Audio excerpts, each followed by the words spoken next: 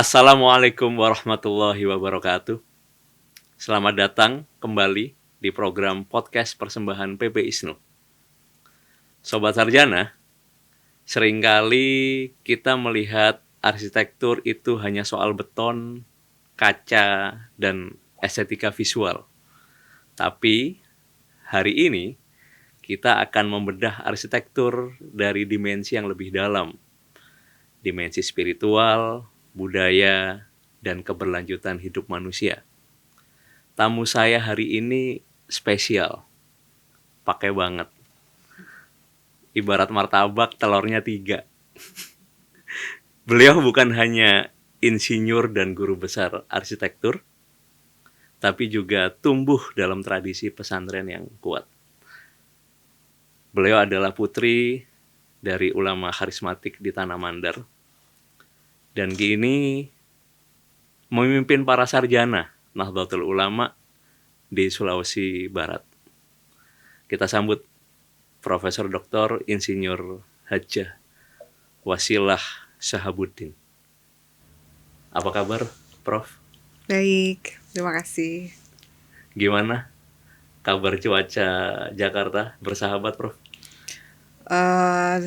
Beberapa minggu terakhir ini memang nggak bersahabat ya, tapi saya kira bukan hanya di Jakarta saja, tetapi hampir di seluruh daerah di Indonesia ya. Karena memang musim-musim Desember, Januari, Februari itu ekstrim banget cuacanya. Oke. Tapi so far kesehatan tetap terjaga ya, Prof? Ya? Alhamdulillah. Oke. Sobat Sarjana, Prof Wasilah ini kombinasi yang menarik dan jarang. Secara teknis, arsitek berbicara soal struktur dan fungsi. Sementara kiai atau nyai umumnya berbicara terkait fikih dan hati. Bisa diceritakan kepada kami, Prof, bagaimana seorang Prof Wasilah bisa tumbuh hingga menjadi seperti sekarang ini? Mungkin dimulai dari masa kecil, pendidikan, atau hal-hal yang menarik lainnya, Prof, terkait kehidupan Prof, sehingga kita bisa belajar dari kehidupan Prof. Baik, terima kasih. Sobat Sarjana, memang kalau mau bicara tentang kehidupan seseorang beragam ya, sangat beragam, dan semoga apa yang nanti saya ceritakan ini menjadi bisa menjadi tolak ukur atau bisa menjadi role model juga bagi sobat-sobat sarjana yang di luar sana. Jadi saya tumbuh besar di keluarga kiai ya, Kiai Profesor Kiai Haji Shahabuddin. Beliau guru tasawuf atau dosen tasawuf. Tentu beliau berasal dari Tanah Mandar, tetapi beliau berasal dari UIN Alauddin Makassar. Okay. Jadi beliau mungkin karena makanya nama saya Wasilah, karena beliau memang sangat militan NU-nya. Jalan. Jadi saya pernah nanya sama orang tua saya, abah saya itu begitu saya sebut nama, langsung orangnya bilangnya gini, pasti kamu orang NU. Berciri khas. Iya. Saya tanya ke abah saya seperti itu. Terus kata beliau, iya, karena hanya orang NU saja yang melakukan wasilah untuk menuju Allah. Oke. Jadi itu yang dalam sekali, Bro. Iya, jadi hanya Nahdlatul Ulama, hanya orang-orang NU sajalah ketika dia mau bertemu Allah, dia harus melalui wasilah dulu, yaitu Rasulnya Nabi Muhammad SAW. Saya tumbuh dari hidup seorang kiai ya. Jadi semua nama-nama kami ada 7 bersaudara. Okay. Semua nama-nama kami itu iya, semua nama kami itu sampai disebut oleh orang-orang itu ini penyanyi kasidah semua ya. Karena nama-namanya lucu-lucu dan lebih ke sangat NU ya. Islami. Wasilah Muhammad Sibli Sahabuddin, kakak saya. Sekarang jadi ketua PKB Sulbar. Kemudian Hudri ya Sahabuddin. Kemudian ada namanya Humaira. Ada namanya Muhammad Irbad. Ada namanya Muhammad Hasan Masad. Kami 7 bersaudara. Saya basic ilmu pendidikan ya seperti biasa. Saya taman kanak-kanak di Ternate karena orang tua saya tugas di Ternate, Maluku Utara. Nama TK-nya itu sangat NU juga karena Al Khairat. Jadi memang tumbuh di lingkungan NU ya. Terus SD, SMP, SMA karena saudara-saudara saya semua di PMII.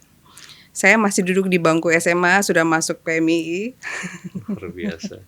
Karena ternyata di dunia pendidikan umum, saya S1-nya di UGM, Teknik Arsitektur.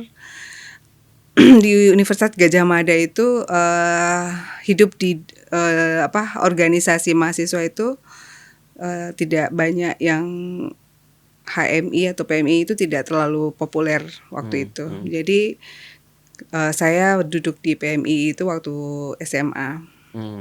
Dari SMA ya Pak? Ya dari SMA PMI jadi dibaiat, diberi materi-materi. Dan sudah mengetahui terkait ke PMI. Iya sudah. Dari umur sekitar berarti 16 tahun. Iya betul. Luar biasa. Jadi karena itu tadi ikut orang-orang kakak-kakak saya kan pengurus PMI semua. Jadi ya dia tidak nanya-nanya lagi nih dari SMA atau dari mahasiswa mana, langsung ikut dibaiat juga waktu itu ya. Karena itu tadi saya bilang bahwa di Gadjah Mada itu di teknik arsitektur itu tidak ada ya itu tadi organisasi keagamaan atau organisasi masyarakat Islam itu tidak begitu populer dan kami memang dituntut untuk kuliah, belajar dan selesai tepat waktu. Selesai tepat waktu. Kemudian selesai S1 itu ya memang saya di dunia kerja tidak terlalu banyak. Waktu tahun 1995 itu tidak 95 masuk, 98 selesai. Itu tidak terlalu banyak kegiatan-kegiatan harus menjadi cita-citanya ya. Harus kamu jadi ini, nggak ada waktu itu. Jadi pikiran saya selesai harus kerja, dapat uang, kemudian jodoh nanti ditentukan orang tua. Jadi itu di dalam pikiran, mindsetnya itu seperti itu. Setelah kerja saya dulu kerja pertama jadi sekretaris di suatu perusahaan ekspor impor kacang mente di Makassar.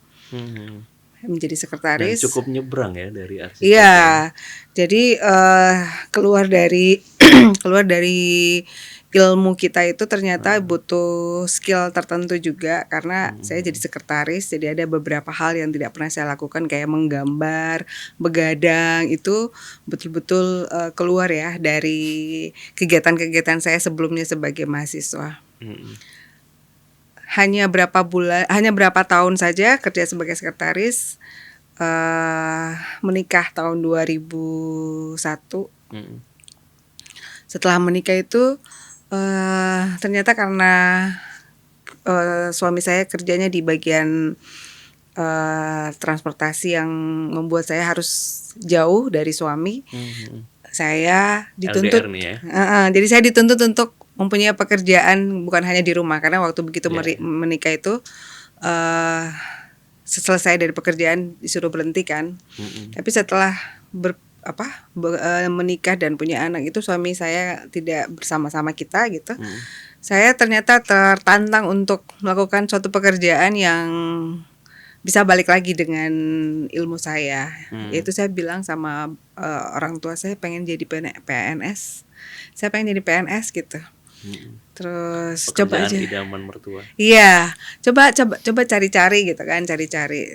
Terus tiba-tiba ada yang menarik sebenarnya di dalam dunia pekerjaan ini, Mas. Karena saya ini karena seorang arsitek memiliki tulisan tangan itu bagus. Handwritingnya. Iya.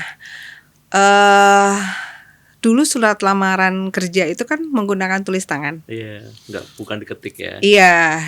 saya diminta beberapa orang yang mau masuk PNS itu untuk menuliskan surat lamaran. Ada sekitar 10 orang. Jadi yang joki handwriting. Iya, betul. Terus saya minta mana surat lamarannya, mana juknis apa saja yang saya tulis di dalam surat lamaran itu. Oke. Ada template-nya nggak? Iya. Dikasihlah template-nya. Di dalam template itu saya baca, ini kok menerima desain di UIN Alauddin waktu itu. Akhirnya tanpa pengetahuan 10 orang itu saya menulis di surat lamaran. Dari situ. Iya, tahunya dari situ. Akhirnya saya menulis surat lamaran itu tanpa pengetahuan 10 orang yang saya tuliskan tadi. Dan saya melamar pada hari terakhir biar yang 10 orang tadi itu tidak tahu kalau saya melamar. Iya. Ya, dan akhirnya keterima sebagai dosen desain yang awalnya saya nggak tahu ini desain baju muslim kah atau desain apa. Saya coba di situ di juknis penerimaannya hanya desain saja. Oke. Setelah itu masuk ke UIN Alauddin, ternyata di dalamnya belum ada jurusan arsitektur. Oke. Dan kami beberapa tim yang mengajukan proposal untuk jurusan arsitektur di UIN Alauddin dan mengantarkan waktu itu IAIN Alauddin menjadi UIN Alauddin. Oke. Sampai sekarang dari tahun 2003 diterima PNS sampai sekarang 2026 ya. 2026. Saya menjadi guru besar di Alauddin itu tahun 2018.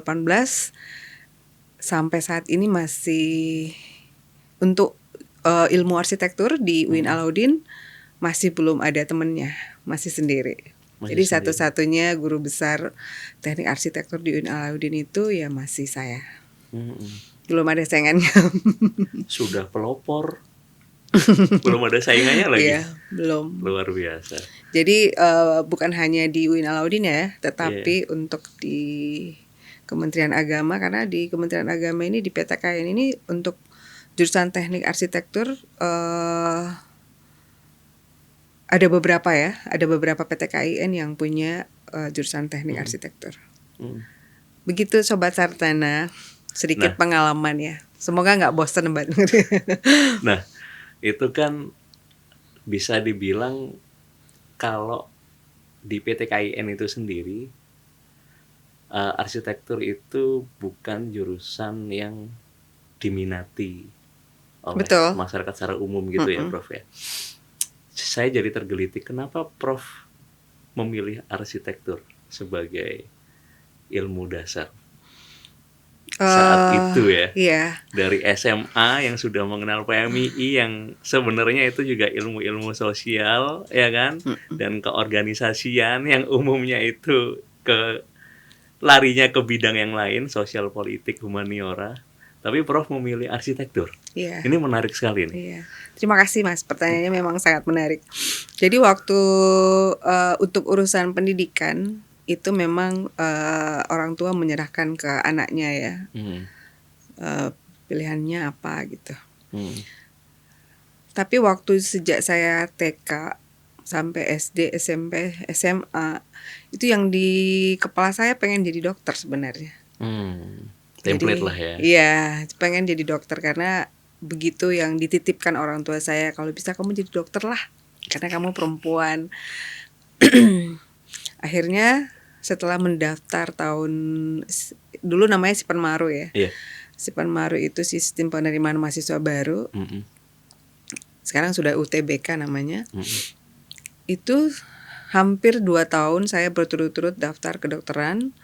Tapi tidak lolos. Jadi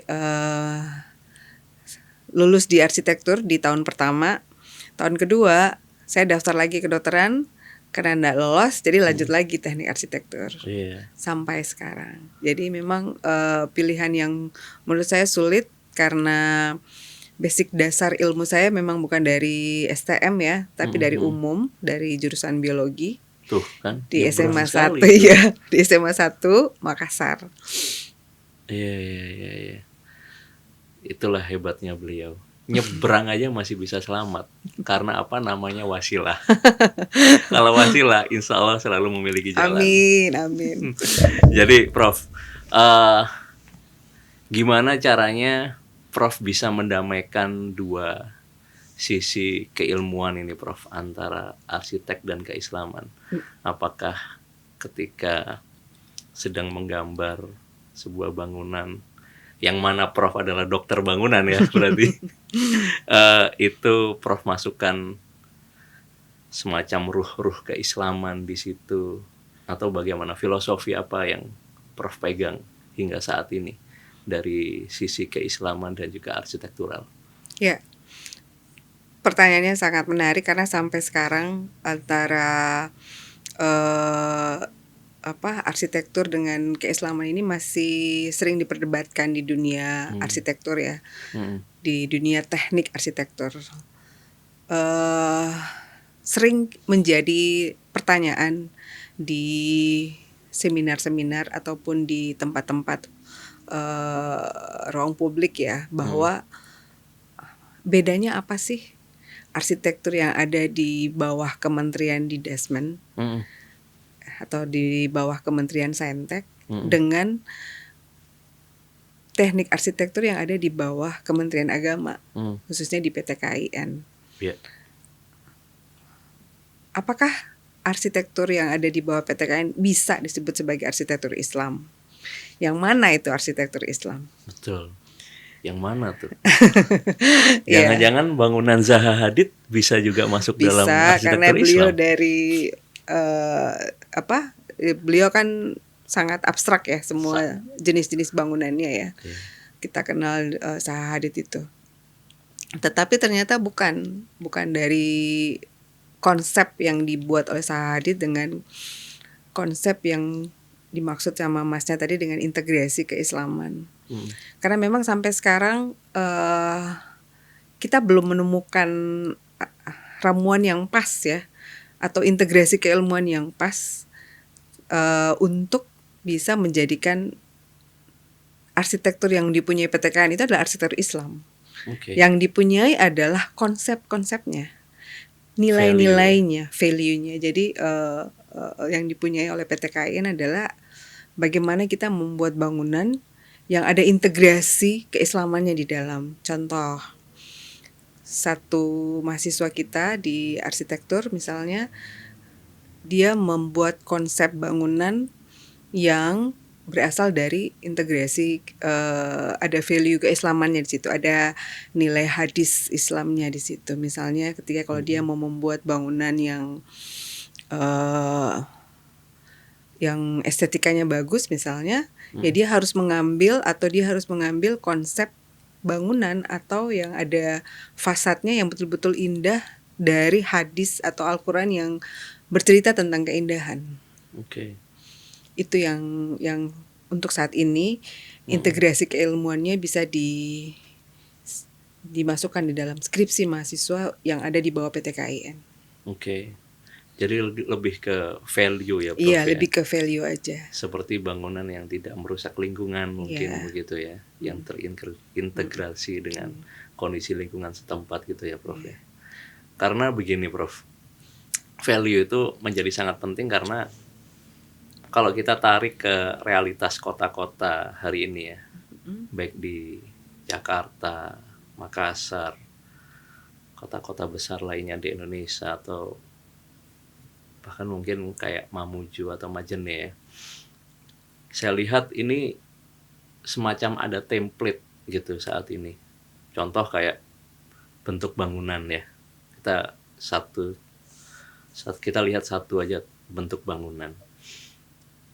Kita ini kan negara tropis, matahari berlimpah, curah hujan cukup tinggi, tapi bangunan kita ini berlomba-lomba seperti melawan alam gitu, menggunakan konsep negara 4 musim.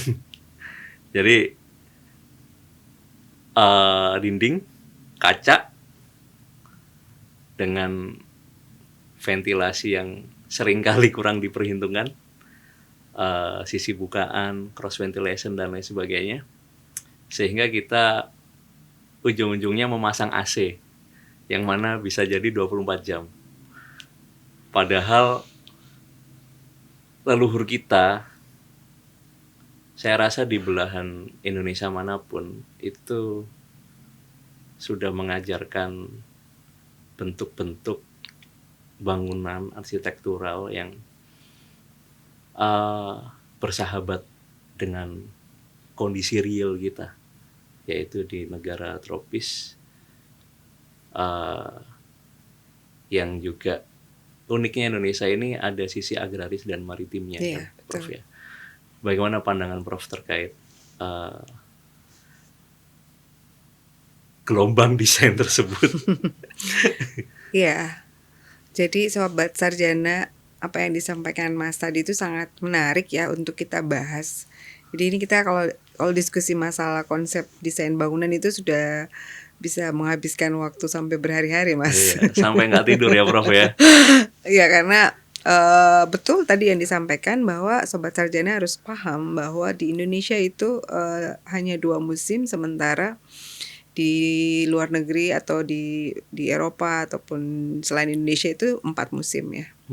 Tetapi kalau kita melihat estetika ataupun fungsi-fungsi bangunan yang ada di luar negeri itu memang lebih bagus gitu dibanding di Indonesia ya. Karena tidak semua orang ya bisa memahami konsep yang sebenarnya dia harus menyesuaikan dengan bentuk dan fungsi bangunan yang dia buat gitu. Karena kalau saya lihat di Indonesia ya, dia lebih ke fasad bangunannya.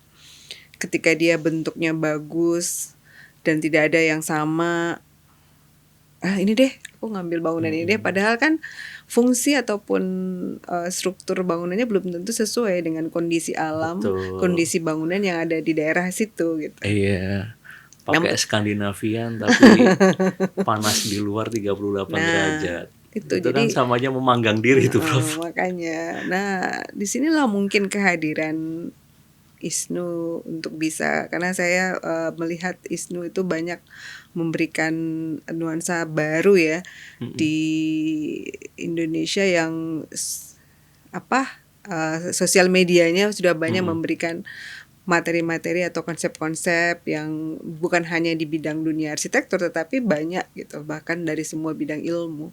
Saya kira PPSNU ini bisa menjadikan sosial medianya, podcastnya ataupun online NU-nya atau PPISNU online itu bisa menjadikan materi-materi terkait semua bidang ilmu sehingga semua orang bisa merujuk sosial media yang ada di PPISNU itu sebagai bentuk sekolah online atau bisa menjadi nggak perlu sekolah lah, dia mentoring gitu, jadi mentor atau bisa mendapatkan teori dari situ gitu, sudah bisa menjadi Google search gitu juga. Jadi orang kalau jadi semua bidang ilmu Mas. Jadi saya sudah sering baca ya di ISNU online itu, wah ini materi tentang ini bagus, materi tentang ini bisa kita ambil gitu. Kegiatan-kegiatannya menurut saya sangat bagus. Jadi mungkin bisa lebih ditingkatkan lagi untuk orang merujuk ilmu-ilmu. Kalau mau dapat ilmu tentang hadis buka online, PPISNU online misalnya kayak gitu. Saya kira itu menarik, Mas. Cakep-cakep idenya Prof, akan kita eksekusi insya Allah, tentunya dengan bantuan Prof Fasilah ya. Siap. Karena begini Prof, kita juga pengen gitu dengan keilmuan kita yang sedikit ini bisa memberikan pencerahan gitu kepada masyarakat bahwa contoh desain bangunan seperti itu sebenarnya kurang bijak gitu kan. Karena saya pernah baca jurnal, ternyata itu memboroskan listrik juga, Prof. Memboroskan listrik rumah tangga yang otomatis juga akan memberatkan subsidi negara kepada masyarakat. Jadinya memang kita perlu campaign yang lebih masif lagi terkait eco green building ya, betul. Prof ya. Dalam pandangan Islam sendiri, Prof, bagaimana konsep eco green itu bisa diterapkan?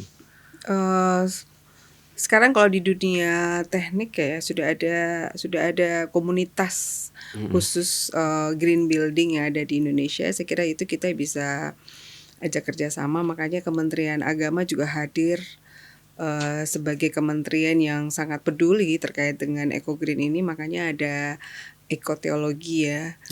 Ekoteologi itu bisa kita jadikan rujukan bahwa ekotologi ini bisa membantu masyarakat-masyarakat yang bisa membantu pemerintah untuk meminimalisir penggunaan listrik yang terlalu besar gitu, karena itu pasti sangat mahal dan ya sangat tidak memanfaatkan alam.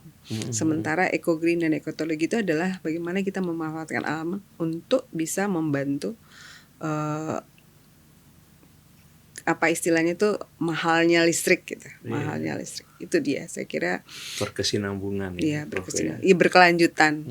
Jadi memang di dunia arsitektur ada namanya arsitektur berkelanjutan.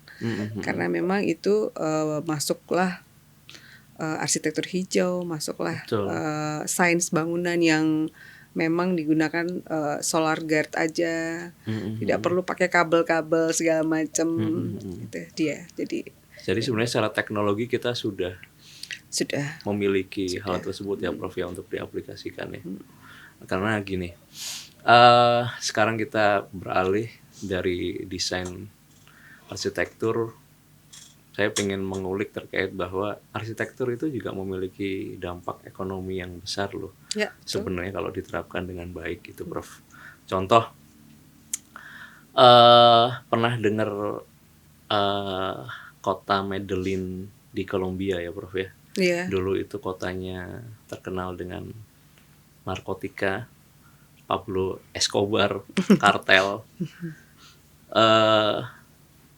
Saya ingat bahwa wilayahnya itu berbukit-bukit, mungkin seperti Sulawesi Barat. Iya betul. Ya kan. Nah, tapi mereka kerennya bisa berubah total lewat konsep social urbanism. Iya betul. Jadi filosofi wali kotanya saat itu menurut saya cukup radikal sih. Beliau bilang kalau the most beautiful building must be in the poorest area. Yeah.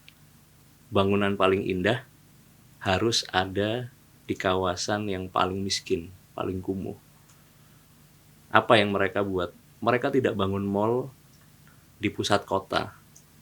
Mereka justru panggil arsitek terbaiknya mereka untuk bangun perpustakaan mewah di kota yang miskin dan kumuh itu. Hasilnya Prof, tingkat baca meningkat, kriminalitas turun, ekonomi warga naik karena ada wisata, sehingga yang tidak kalah pentingnya adalah warga miskin merasa dihargai oleh negara lewat sebuah bangunan. Coba bayangin bahwa arsitektur tata kota itu memiliki dampak yang dahsyat pada ekonomi masyarakat. Pertanyaannya untuk Ibu Prof, mungkinkah kita bisa seradikal itu Prof di Indonesia? Ya, harusnya bisa ya Sobat Sarjana dan Mas, karena di Indonesia ini juga punya potensi untuk itu, khususnya rumah-rumah tradisional kita gitu. Kita kaya sekali dengan rumah-rumah tradisional. Jangankan orang Indonesia, orang luar negeri saja mereka datang meneliti ke Indonesia. Karena bentuk-bentuk rumah tradisional yang unik-unik. Di tempat lain nggak ada. Iya, Nah, sekali. Ya semua Setiap wilayah ya, iya, Prof, ya. Coba nanti dimulai dari ada rumah Toraja yang paling terkenal ya. Ada rumah Mamasa kalau yang di Sulbar, kemudian di Kalimantan ada rumah Panjang, terus di Nusa Kambangan ada di Mataram, Nusa NTB ya. Jawa dengan joglonya, kemudian Minangkabau. Bali coba. Betul. Apa yang kekurangan Indonesia ini apa sih sebenarnya kalau kita mau bicara rumah tradisional? Kita sangat kaya dan itu semua memanfaatkan alam. Semuanya memanfaatkan alam. Jadi kalau kita mau bicara radikal, Indonesia harusnya bisa seradikal itu bahwa Indonesia menjadi tujuan wisata dengan adanya rumah-rumah tradisional itu. Wah, keren sekali idenya itu. Nah, tetapi kan tidak seperti itu. Faktanya ya. Faktanya nggak seperti itu. Jadi rumah-rumah tradisional kita itu tidak diberdayakan, maksudnya sudah menjadi modern ya. Jadi tadinya dia hanya terbuat dari batu bata saja atau dari kayu saja yang diambil dari hutan misalnya, tapi karena dengan adanya teknologi modern akhirnya tetap aja dari beton, meskipun hanya tipis-tipis gitu. Seandainya itu diberdayakan, ada maintenance terhadap rumah tradisional di Indonesia ini, pasti orang-orang di luar sana pasti bilang, waduh Indonesia memang hebat ya, bisa seradikal itu tadi. Saya itu langsung dia. kepikiran ini. Itu keren dia. sekali sih arsitektur Nusantara itu. Iya. Kayak itu tadi ya Prof, ya, rumah adat Mandar atau Tonggan Toraja, Pak. Dan sebenarnya mereka itu lebih tahan gempa. Iya betul. Itu ya Prof ya. Bahkan ada rumah di Mamasa di Sulawesi Barat, itu dia bisa memanfaatkan mayat di dalam rumahnya. Mayat? Iya. Nggak ada rumah di luar negeri yang seperti itu. Itu digimanain Prof? Jadi kan kalau di Toraja itu kan ada pengawetan mayat ya. Oke. Jadi untuk di rumah Toraja Tongkonan, kalau di Mamasa namanya Banua, itu memang dia menyiapkan suatu ruangan yang khusus untuk pengawetan mayat. Jadi mulai dari sistem limbahnya itu sudah dibuat oleh mereka, mulai dari pipa-pipa dan segala macam. Oh iya. Dan itu integral di dalam rumah ya. Iya. Prof ya. Iya. Bukan misalnya 100 meter dari rumah gitu, enggak ya Prof? Enggak, emang di rumahnya mereka. Emang di rumah tersebut ya Prof? Di rumah yang punya rumah ya. Yang punya rumah. Jadi dibuatkan. Jadi mereka mayatnya awet karena cairan yang keluar dari tubuhnya itu sudah ada pipa yang dipasang di tubuhnya itu untuk mengeluarkan limbah itu, sehingga sedetail itu Prof? Iya, sedetail itu. Jadi kita harus belajar dari rumah. Jadi sebenarnya rumah-rumah yang modern itu untuk limbah suatu rumah itu bisa belajar dari rumah Toraja, karena mereka sudah punya alatnya itu. Dari tahun berapa coba mereka buat rumah itu kan? Iya, harus ke sana nih berarti. Iya, ayo. Nah, maksud saya begini Prof, ngelihat kedetailan dan sekerenan itu, apakah udah waktunya kita melakukan kayak kodifikasi ulang arsitektur lokal ini ke dalam SNI atau aturan tata kota modern kita gitu Prof?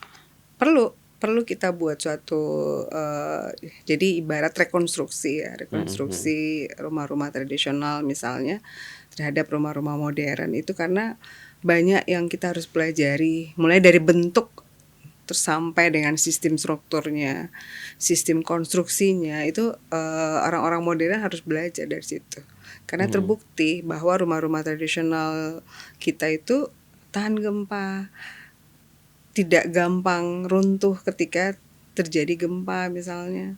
Konstruksinya juga nggak gampang rusak, karena dia berkaitannya, knockdown terus saling mengikat ya Prof ya. Saling mengikat. Ya. Keren. Kita sekarang geser dikit ke tata kota.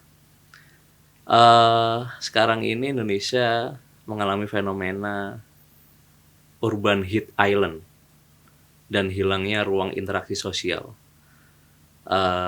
Kota-kota kita makin panas, orang makin cenderung individualis karena minim ruang publik yang bersahabat dan gratis. Gitu.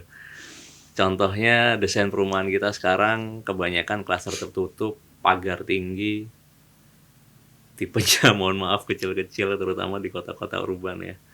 Sehingga ruang hidup sempit. Sehingga ada istilah begini Prof, ruang tamu anak muda sekarang itu di kafe, bukan lagi di rumah, tapi di kafe. Kalau mau ketemu teman ya di kafe, kayak gitu. Nah tapi kan itu mohon maaf memiliki efek ekonomi ya, baik diri dan juga publiknya.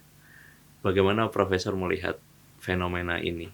Apakah desain kota yang sekarang itu memang secara sadar dibuat seperti itu atau harusnya nggak begitu loh gitu. Gimana ya, Prof? Iya, jadi Sobat Sarjana ya dan Mas, itu memang kita perlu perlu ya pokoknya perlu belajar lah dari Iya, kita harus memang keluar dari mainstream. mindset kita ya sebagai orang Indonesia yang sebentar-sebentar sebentar-sebentar ikut kemana, sebentar-sebentar nggak kita nggak punya independen yang bahwa kita mau kota Indonesia itu seperti ini, nggak punya Iya. konsep seperti Nggak itu. selalu ngikut Jakarta kan, Iya Prof, ya kan? betul. Eh, Indonesia nggak punya itu. Buktinya ya biasanya kan kita dijadiin komedi malah. Semua kejadian-kejadian yang ada di tata kota itu kan mulai dari saya ingat sekali kalau komediannya siapa itu namanya itu stand up komedi yang namanya Ridon itu kan dia menjadikan komedian tuh bahwa sebenarnya itu benar bahwa hanya urusan sampah saja itu kalau di Singapura orang bayar 5 juta misalnya. Hmm. Di Indonesia kan nggak ada seperti itu. Iya, iya, Buang iya. sampah sembarangan aja. Iya, iya. Makanya kata dia, udah kalau orang-orang kaya dikirim aja ke Singapura gitu. Biar jadi miskin karena dia buang sampahnya sembarangan. Itu sebenarnya itu menjadi kritikan yang sangat Iya, iya. apa ya, yang sangat Tajam. kental banget ketika itu dimaknai secara oh Indonesia seperti itu ya ternyata suka buang sampah sembarangan misalnya kayak itu contoh kecil aja tuh Mas. Belum lagi penataan kotanya yang kita betul-betul nggak tahu ini sebenarnya Indonesia apa sih yang menjadi ciri khasnya gitu. Indonesia itu apakah banjir atau apa gitu kan ya. Oh kalau bukan kata orang kalau nggak banjir berarti bukan Indonesia misalnya kayak gitu. Ya, Iya. jadi memang konsep tata kota yang masih perlu kita benahi. Iya. Kembali lagi peran PP ISNU di sini untuk memberikan materi-materi yang kaitannya dengan oh Indonesia sepertinya cocoknya nuansa kotanya seperti apa. Mungkin bisa memberi pandangan terkait dengan banyak materi-materi tentang sistem kehidupan itu yang ada di dalam Al-Quran. Itu bisa diangkat lagi untuk memberikan nuansa baru terhadap masyarakat. Itu betul-betul berdampak bahwa oh kota Indonesia atau kota suatu tempat misalnya kalau Toraja misalnya yang nuansanya banyak non muslim cocoknya seperti apa itu dari di Al-Quran kan ada semua tuh. Saya ingat sekali abah saya bilang semua yang ada di kehidupan di dunia dari A sampai Z itu semua ada dalam Al-Quran. Termasuk tata kota tadi. Tata kota tadi kita carilah peran ISNU ya di situ ya. Untuk memberikan materi-materi atau konsep-konsep perkotaan yang sesuai yang Islami itu bisa diambil dari situ. Menjadi rujukan tuh masyarakat di situ. Keren. Ya tentu saya akan Sobat Sarjana tentu saya akan menyelesaikan atau membuat kebijakan semua kaitannya dengan kebutuhan alam yang ada di sana dengan masyarakatnya gitu karena ya seperti saya sampaikan tadi bahwa suatu daerah itu harus punya ciri khas, harus punya distingsi, harus bisa beda dengan negara lain karena masing-masing daerah itu tidak semuanya sama gitu. Misalnya kalau di Jakarta itu panas, belum tentu di Kalimantan atau di KN kita panas juga. Jadi memang kita harus survei dulu, harus kita mengadakan riset dulu kondisi udaranya seperti apa, daya tampung misalnya airnya masyarakatnya apa segala macam itu seperti apa, aliran air, listrik dan segala macam itu harus diseliti dulu. Nanti setelah itu baru kita sesuaikan. Oh berarti bentuk tata kotanya harus seperti ini, bangunannya harus nuansanya seperti ini. Itu mungkin kebijakan yang akan saya ambil ya kalau saya diberikan kekuasaan penuh. Jadi suatu daerah itu harus bisa menyesuaikan secara keseluruhan mulai dari masyarakat yang tinggal, kondisi kotanya seperti apa, kemudian pembangunannya bagaimana, baru bisa jalan. Oh gitu guys. Jadi ini pesan buat para anak-anak muda yang sedang mencari jurusan. Jika Anda adalah orang yang suka dengan kedetailan dan juga tidak suka tidur, kayaknya arsitek bisa menjadi salah satu pilihan jurusan yang menarik karena masa depannya masih terpampang nyata, tidak akan tergantikan oleh AI. Cie. Nah, closing statement Bu Prof untuk sobat-sobat ISNU. Baik, terima kasih ya Mas. Untuk sobat-sobat ISNU, saya ingin menyampaikan bahwa arsitektur itu adalah suatu bentuk ekspresi ya, ekspresi kreativitas manusia untuk yang bisa mempengaruhi ya kualitas hidup manusia. Sehingga yang perlu dilakukan sebagai seorang arsitektur itu adalah bagaimana bisa membuat suatu desain bangunan yang betul-betul memperhatikan prinsip-prinsip arsitektur yang tentu tidak melupakan tentang keberlanjutan tadi. Kemudian tentang yang paling penting lagi adalah tentang warisan. Warisan negara kita atau warisan leluhur ya. Karena dengan itu kita bisa mengetahui dari mana kita berasal. Saya kira itu yang penting, warisan budaya.